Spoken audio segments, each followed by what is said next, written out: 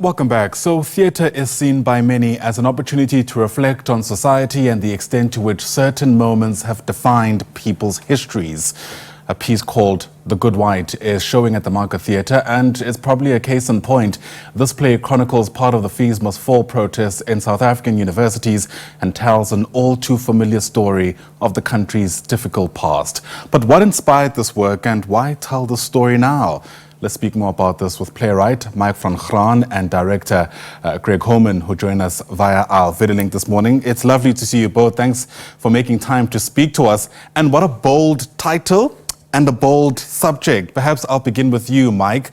Many of the people who lived through this moment are still very much alive and well and can recall very clearly what did and didn't happen during that turbulent time.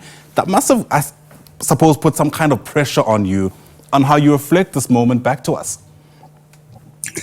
Well, one of those people who lived through that particular time and being at university is my eldest son, Nick. He was very much part of the movement at the time, and I remember going with him when they had a big protest outside Parliament, the day that they actually, went through the gates of Parliament and had stun grenades kind of like thrown at them. So I know that period very well. But although it's set against the background of the Fees Must Fall campaign, The Good White is really a play that explores where we are with regard to the non-racial project post-1994. And that particular setting allows us to do it because the characters in the play are Professor Simon Whitehead, who's a very senior kind of person in the university management, and although he's got a struggle record, he is the lightning rod for this post-1994 generation because they see him as being kind of the representative of all of the kind of challenges that they face. His lover is Dr. Angela Whitten, about 11 or 12 years younger than him, and she would have been classified colored under apartheid. She's now applying for a job in the university and is very concerned about whether her not being black enough will stand against her. Their colleague is Professor Kabwato, who's one of the few black professors at that university, and he hails from Zimbabwe originally. And then there's the young student who happens to be the daughter of the domestic worker of Professor Whitehead. So this creates an incredibly combustible kind of environment in which the theme of non-racialism and anti-xenophobia is explored. Yeah, it's a typical South African setting, isn't it? Let's speak more about that title, though. I know there's a play on words with one of the protagonists, who's Professor White, but there's a term, the good white, that is used in a lot of discourse around where white people stand, even so-called liberal white people, when it comes to some of these contemporary issues. Yeah, so also it's a reference to that television program, The Good Wife, which many of us might remember, that had more of a legal kind of bent to it. Right. And I suppose within the context of our country, The Good White is an ironic title. And like you said in your introduction, it's almost deliberately provocative, because it would be, if one is trying to market something, hey, come and see this piece, to have a title saying The Good White, it will immediately kind of, prick people's interest. What is this play about? Is it an ironic title? Is it really about a good white, or what is it? And I think it is about looking at the role that people are trying to play in post-apartheid South Africa and whether they are allowed to play this role or not. And as he kind of says within the piece, sometimes he finds that he's responded to his ideas or responded to not so much because of the validity of the ideas, but because of the color of his skin. And I suppose 30 years later, where we are now with the government of national unity and the like, there is this idea, and so I suppose this play comes at exactly the right time. It is about how do we draw upon the resources and the skills and the expertise and the networks of all of the people of this country in order to change our country for the better. And that's kind of, I suppose, what the play's main theme is. Fascinating. Greg, let's bring you into the discussion. As the artistic director of the Market Theatre, I'm sure you've come across a number of scripts that explore issues to do with power, inequality, race, etc. in the country. Help us understand why you reckon this was a story worth telling through this particular piece.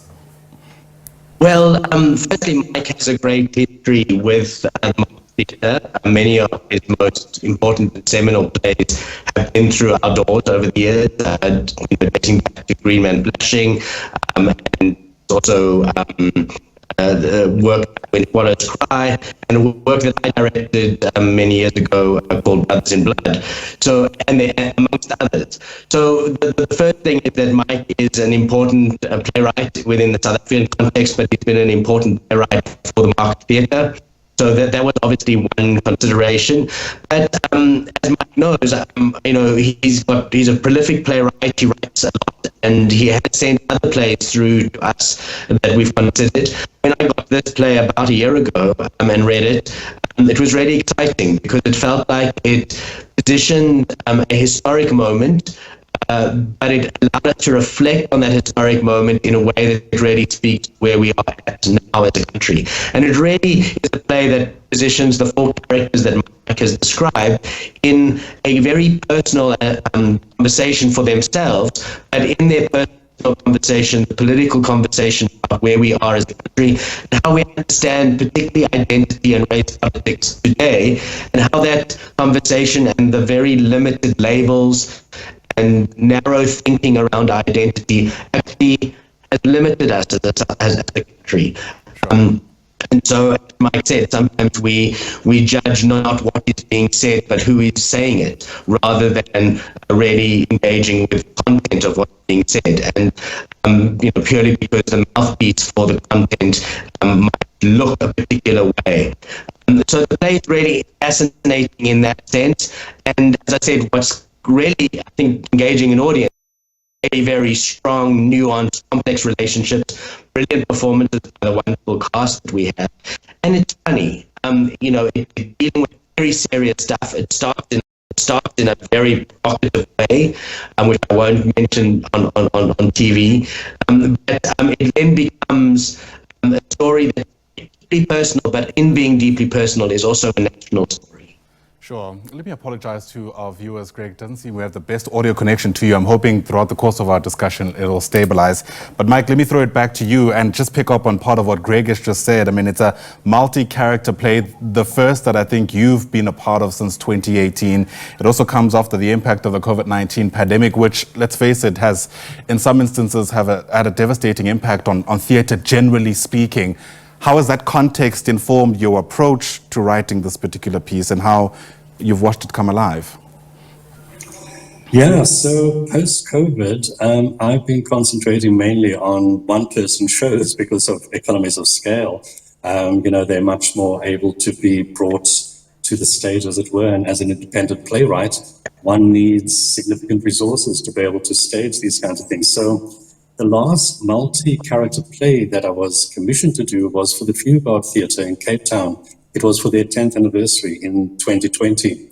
But of course, that did not happen precisely because of COVID. So I've been a direct, victim of the pandemic. And I know just how difficult it is for independent playwrights to bring their works to the stage. I mean, it costs between 80 and 120,000 Rand to put on a one-person show.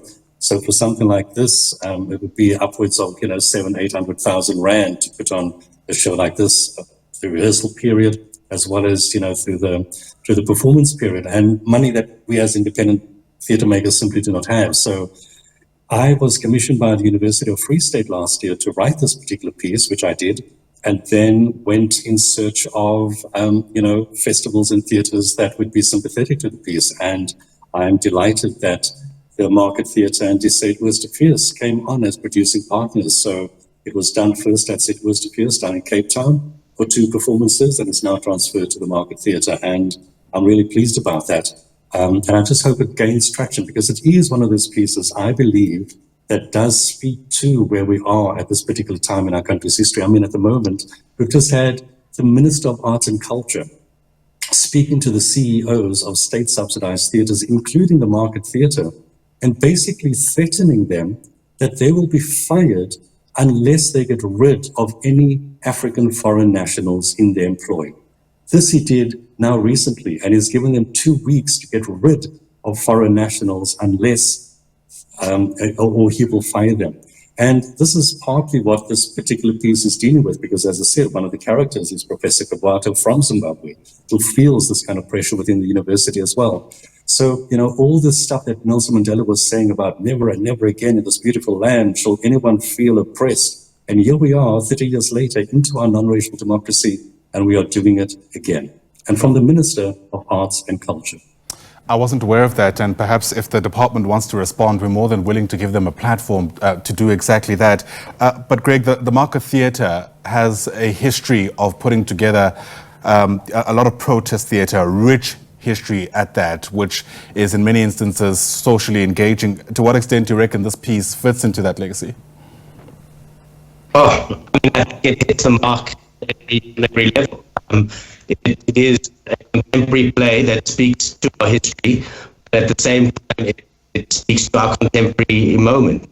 And I think that it is a work that I think, you know, for the 49 years that the Market Theatre has existed, it is exactly the work that we are known for doing. And what is great about the work, as I said before, is that it deals with heavy, difficult conversations, but in a way that is deeply emotionally engaged, and that is character-driven, and that has a lot of humor and complexity and entertainment value mixed in with it. So it's not a heavy 90 minutes in the theatre where we come out thinking that, you know, our world is strained and difficult and challenged. It allows us to think all of those things, but also to find a conversation starter that is full of hope and that is full of possibilities of what our great country could and possibly might become in the future if we really challenge ourselves to think about how we relate to each other and on what terms we relate to each other. Greg, apologies, we really are struggling to hear you, but I'm hoping our audience has been able to catch just the gist of that sentiment. And let me thank you both for your time. It's always intriguing to see how different artists reflect where we are in this country. I mean, the themes that are explored here aren't new, but I imagine that they're explored in a very new way. Mike van Graan is the playwright of this piece. Greg Homann, the director and artistic director, beg your pardon, of the Market Theatre Foundation. To both our guests, lovely to speak to you. Thanks very much indeed for your time. Thank you.